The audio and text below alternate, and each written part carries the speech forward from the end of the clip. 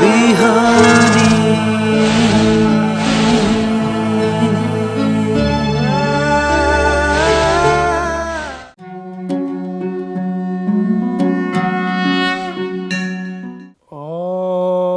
ब्रह्मानन्दं परमसुखदं केवलं ज्ञानमूर्तिं द्वन्द्वातीतं गगनसदृशं तत्त्वमस्यादिलक्ष्यम् एकं नित्यं विमलमचलं सर्वदि साक्षिभूतं भावातीतं त्रिगुणरहितं सद्गुरुं तं नमामि।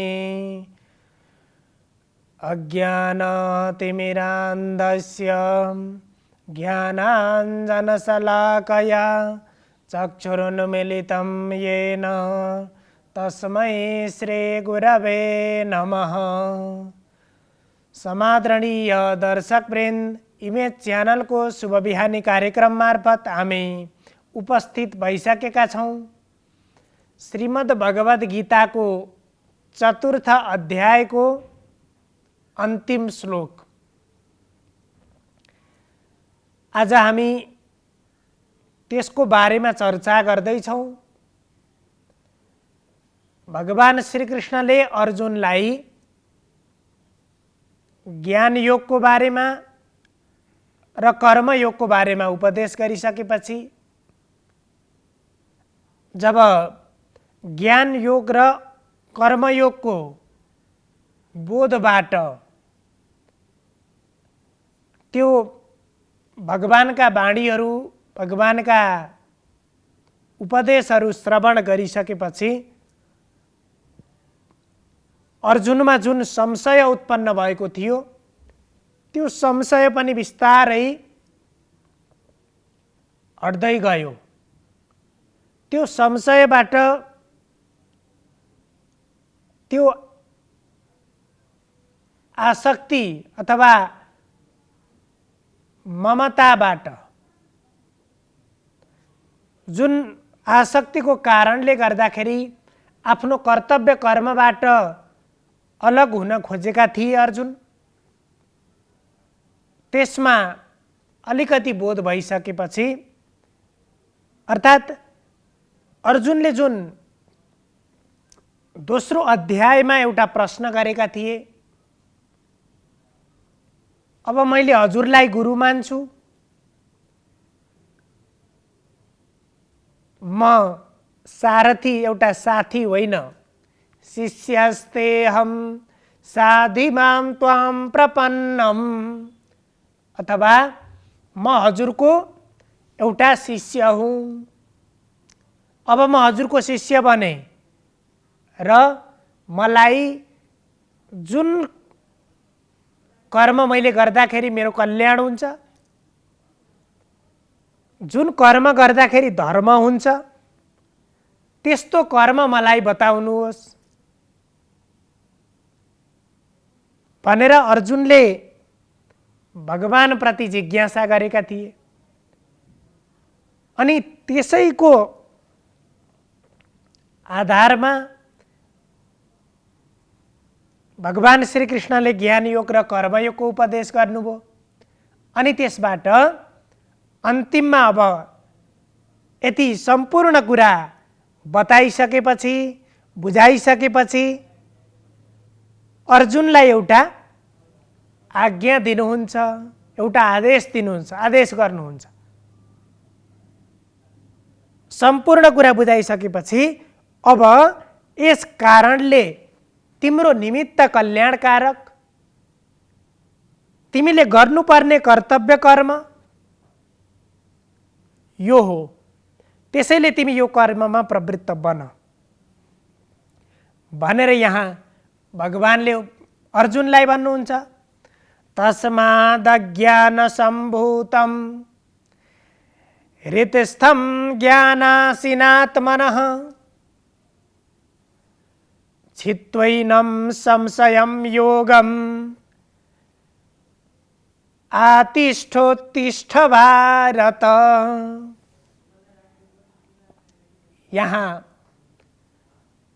अर्जुनलाई हे भारत, हे अर्जुन, सबैभन्दा पहिला के भन्नुभएको छ? तस्मात्, त्यसकारण। के त भन्दाखेरि मैले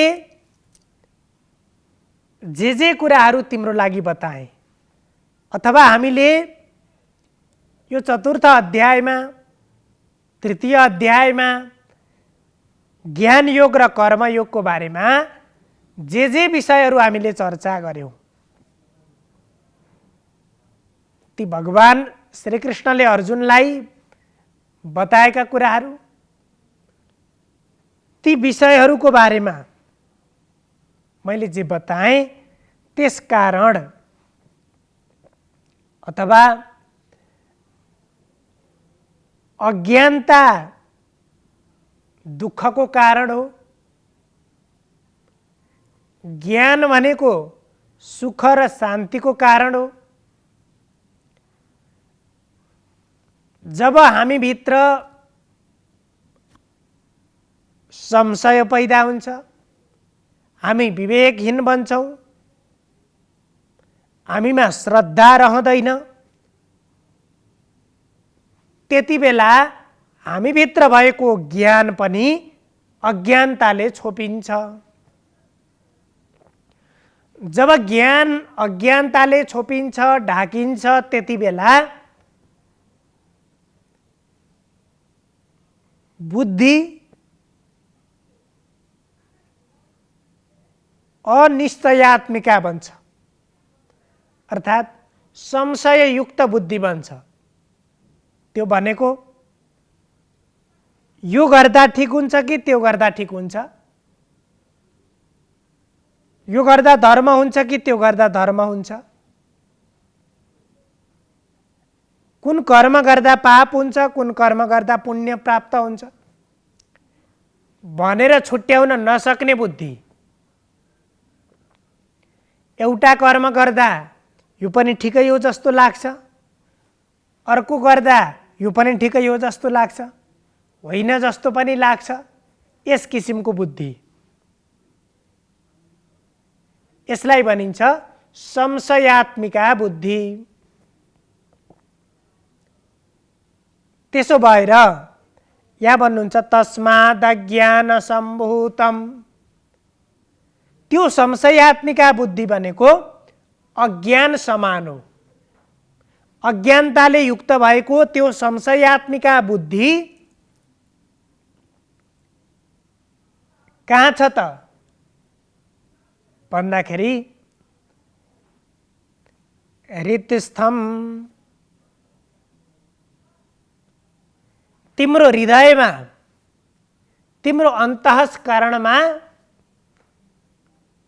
जुन संशयले युक्त भएको, अज्ञानताले युक्त भएको जुन बुद्धि छ,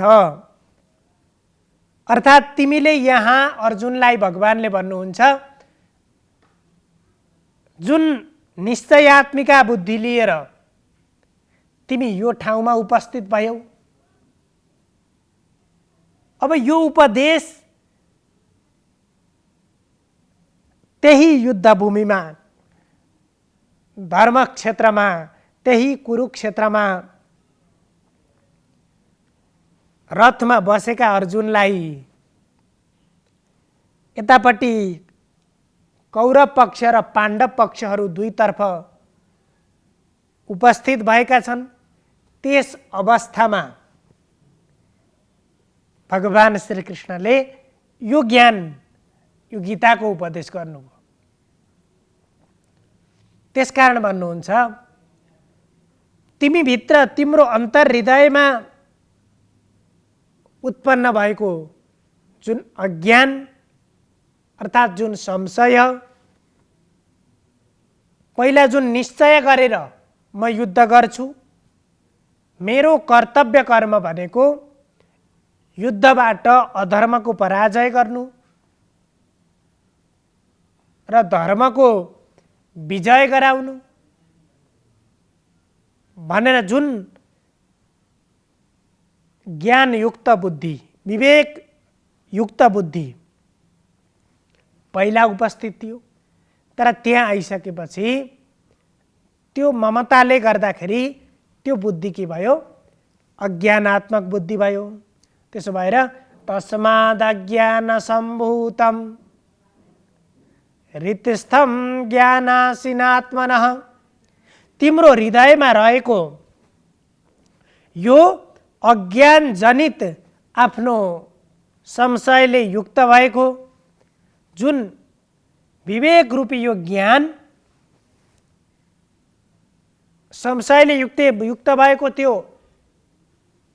अविवेकी ज्ञान विवेक युक्त बन्न सकेन, त्यस्तो ज्ञान र त्यो ज्ञानबाट त्यो ज्ञानको कारणले गर्दाखेरि तिमीमा यो जति समस्या आयो,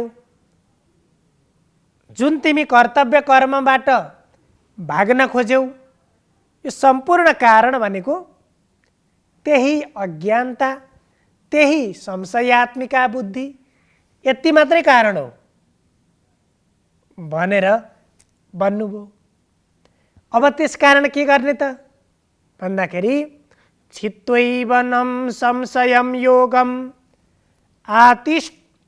आतिष्ठोत्तिष्ठ भारत। त्यसकारण हे अर्जुन, अब तिमी त्यो अज्ञानतालाई छेदन गरेर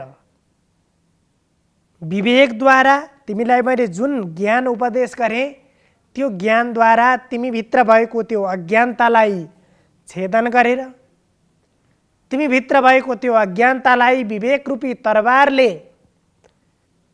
हटाएर तिमी कर्मयोगमा स्थिर बन, अथवा तिमी युद्धका लागि तिमी तयार बन। कर्तव्य कर्म तिम्रो निमित्त सबैभन्दा धर्मयुक्त कर्म, तिम्रो निमित्त सबैभन्दा कल्याणकारक कर्म भनेको पनि युद्ध गर्नु नै हो। त्यसकारण मबाट प्राप्त भएको जुन ज्ञान, त्यो ज्ञानले आफूभित्र भएको अज्ञानतालाई छेदन गरेर तिमी युद्धका निम्ति तयार बन, अर्थात् आफ्नो कर्तव्य कर्मका निम्ति तयार बन भनेर सम्पूर्ण ज्ञान योग र कर्मयोगको मार्ग देखाइसकेपछि भगवान श्रीकृष्णले अर्जुनलाई युद्धमा प्रेरित बन्नको लागि आग्रह गर्नुभयो। सर्वे भवन्तु सुखिनः, सर्वे सन्तु निरामया, सर्वे भद्राणि पश्यन्तु, मा कश्चित् दुःखभाग् भवेत्। हजुरहरूको दिन शुभ होस्। धन्यवाद।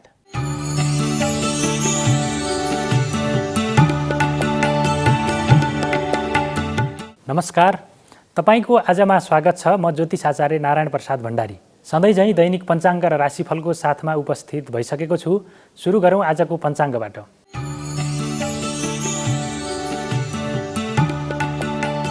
आज मिति 2079 साल जेठ 9 गते सोमबार, ईस्वी सम्वत 2022 मे 23 तारिक, नेपाल सम्वत 1142, नल नामक संवत्सर, सूर्य उत्तरायण, ग्रीष्म ऋतु, जेठ कृष्ण पक्ष अष्टमी तिथि, शतभिषा नक्षत्र, ऐन्द्र योग, कौलभ करण, आनन्दादि योगमा अमृत योग रहेको छ।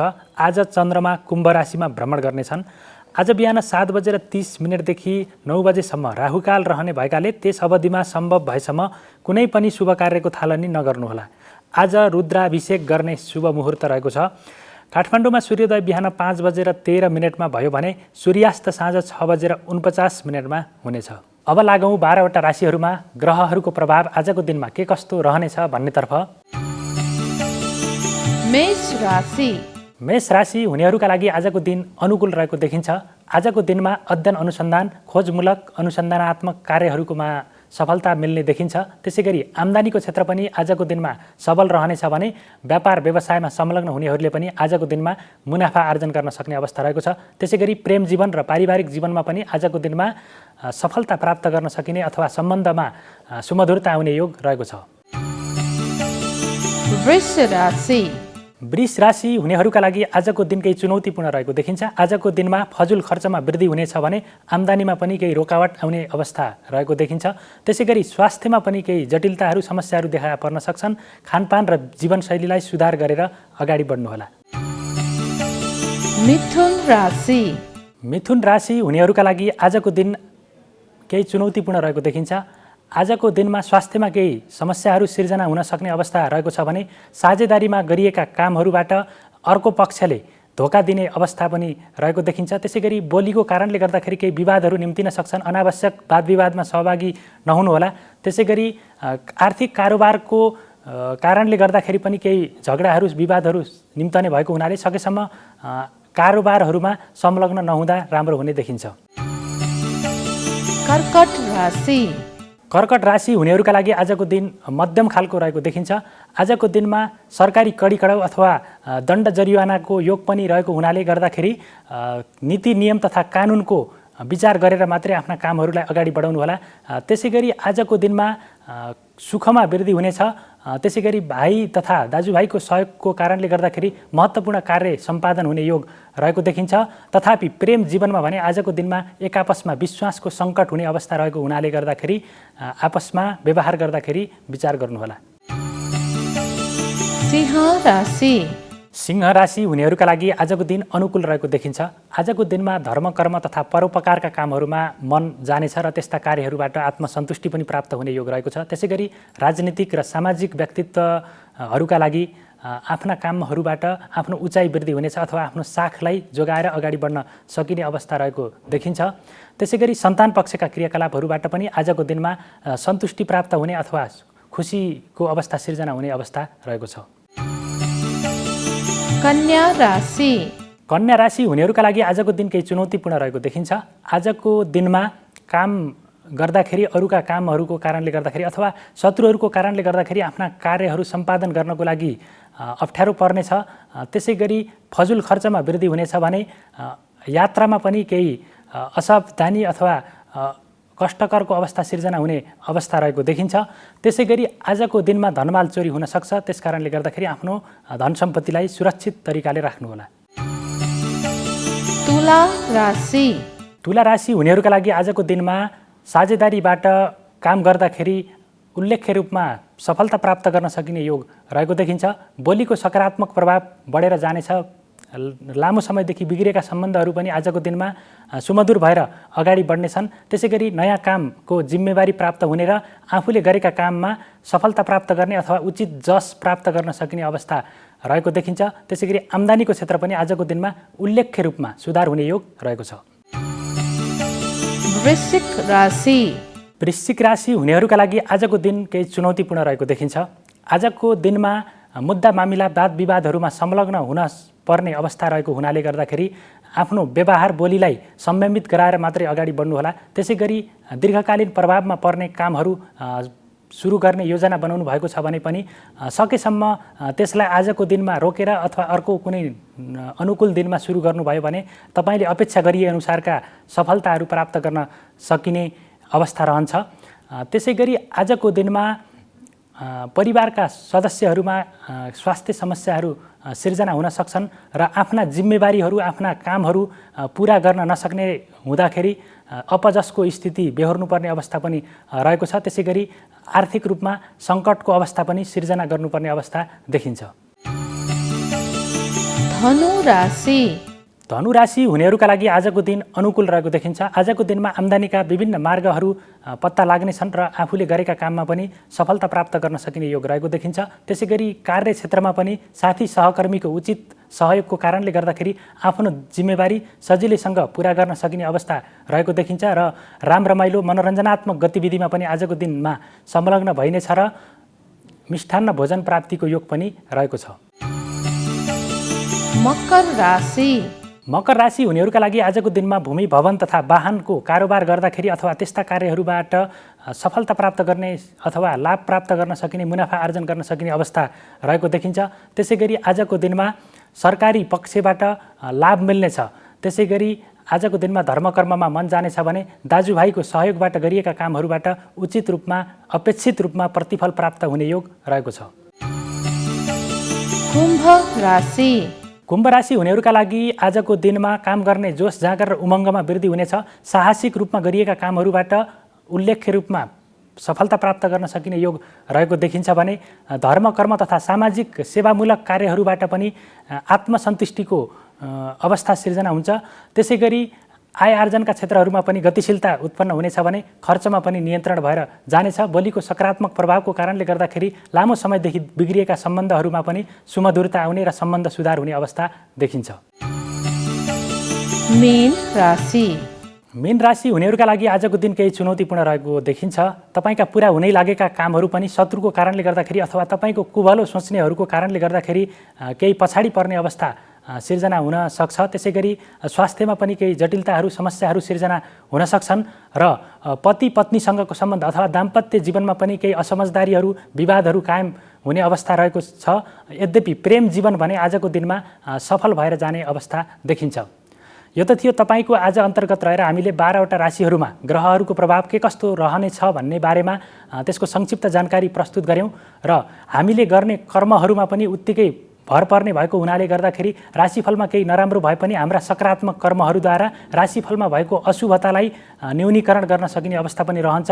त्यसै गरी हाम्रा कर्महरू अझ श्रेष्ठ भएर गए भने राशिफलमा भनिएको शुभत्वमा पनि अझ बढी वृद्धि हुने देखिन्छ। र यो सँगै तपाईँको आजबाट म पनि बिदा हुन्छु। तपाईँहरूको सबैको दिन मङ्गलमय रहोस्। नमस्कार।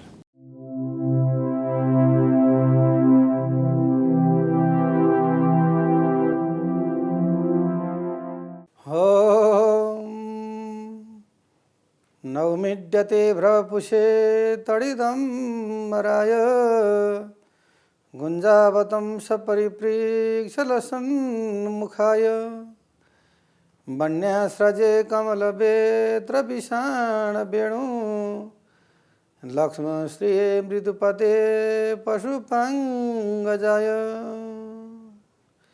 नमस्कार, यहाँहरूलाई स्वागत छ वास्तु विधामा।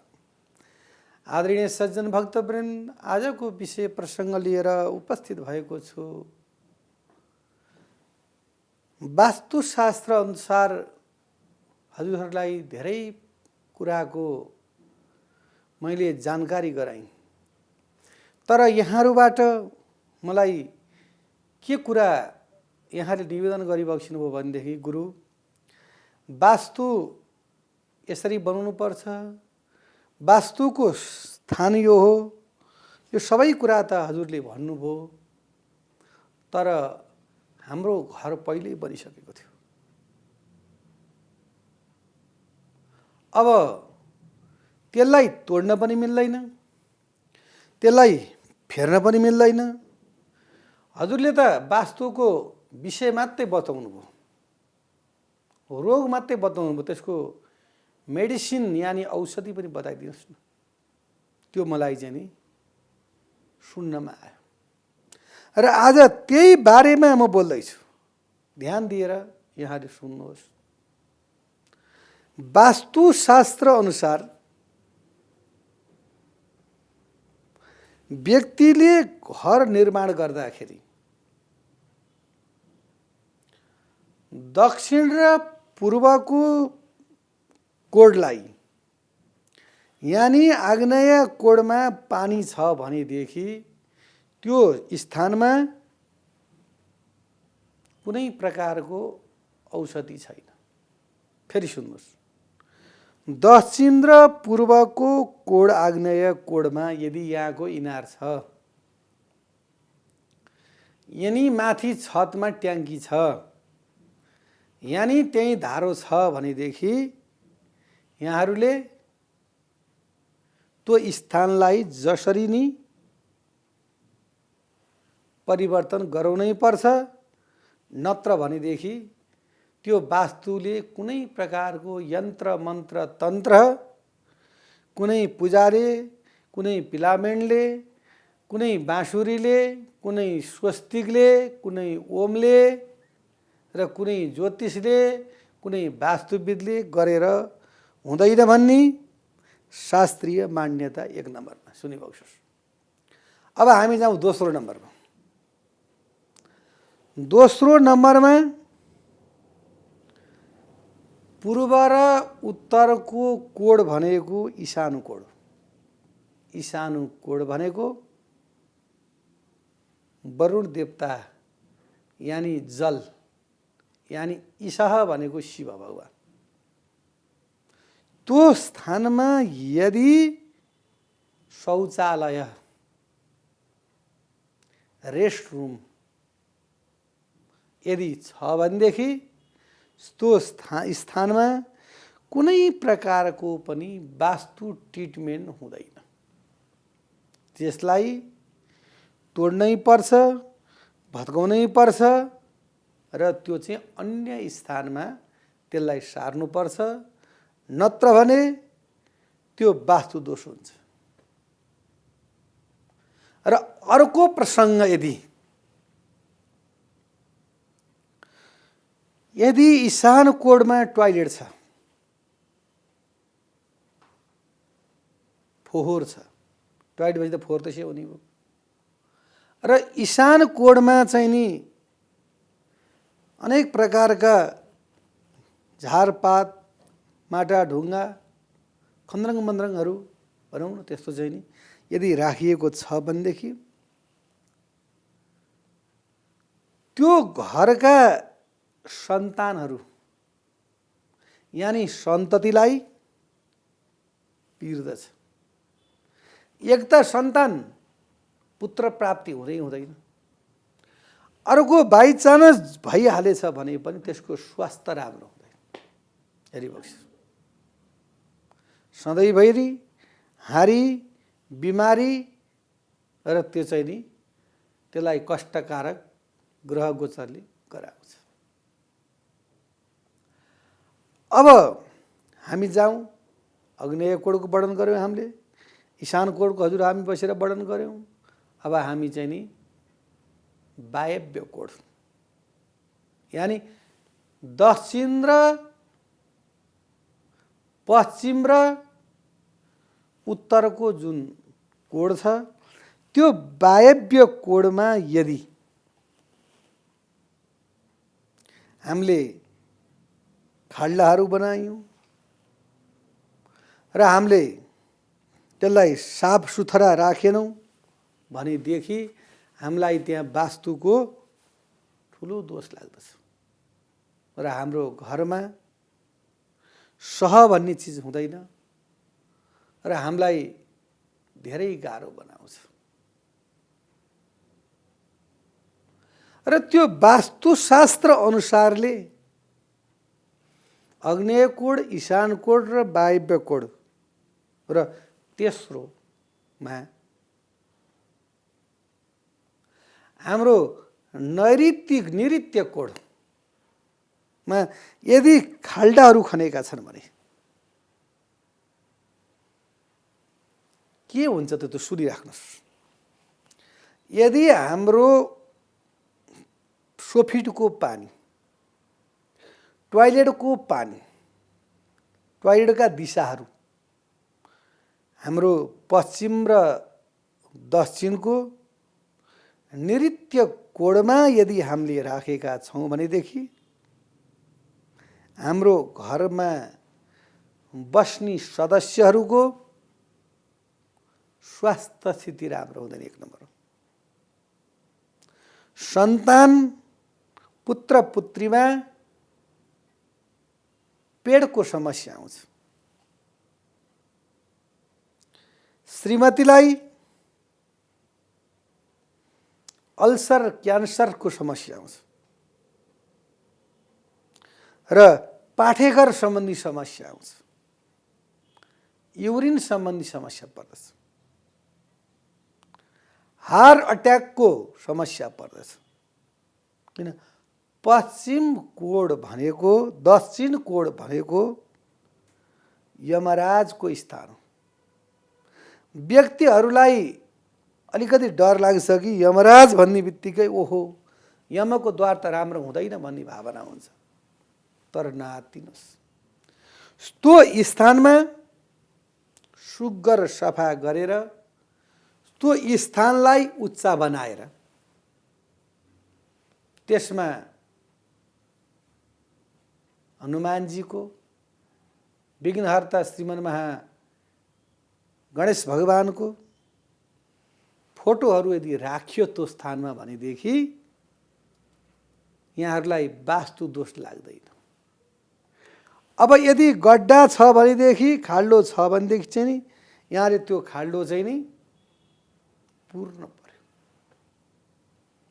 बालुद्वारा, माटोद्वारा त्यसलाई चाहिँ नि पुरेर अनि त्यो भूमिलाई चाहिँ नि शुद्ध पवित्र बनाउनु पर्यो। अब फेरि हजुरहरूलाई लाग्ला कि ओहो यो वास्तु त हेर नहुने रहेछ, यो इमेज च्यानलमा यो वास्तु हेर्नाले त मनमा धेरै अशान्ति भयो भन्ने लाग्ला। तर त्यो नमान्नु होला। किन भन्नुहुन्छ भनेदेखि जब यहाँ हजुरको हाम्रो घर 4 आना 3 आना 2.5 आना यस्तोमा निर्माण भएको छ। अब यहाँ हामीलाई सेफ्टी ट्याङ्की पनि चाहिएको छ, सोफिट पनि चाहिएको छ, सकेदेखि बाहिर फेर आउने मान्छेले तलै टोयलेट बनाउनु पायो भने पनि छ, पार्किङ पनि चाहिएको छ, इनार पनि चाहिएको छ। ल हेरिबक्स्यो त 4 आना जग्गामा कति चिजको मेजरमेन्ट गर्नु पर्यो, त्यो सम्पूर्ण सम्भव हुँदैन। अनि सम्भव नभएका नाताले गर्दाखेरि त्यो स्थान चाहिँ परिवर्तन हुन्छ र वास्तु बिग्रिन्छ। र सुरुवातीमा यदि वास्तुविदलाई देखाएर वास्तुशास्त्र अनुसारले हामीले कर्म गर्न सक्यौँ भनेदेखि हाम्रा सम्पूर्ण वास्तुदोषहरू दूर हुन जान्छन् भन्दै बोल्न मन लाग्दै पनि समयको पाबन्दीलाई दृष्टिगोचर गर्दाखेरि समय सकिएको अनुभूति भएका कारणले यहाँहरूको माझबाट बिदा हुने अनुमति चाहन्छु। हस्त नमस्कार। शुभ बिहानी।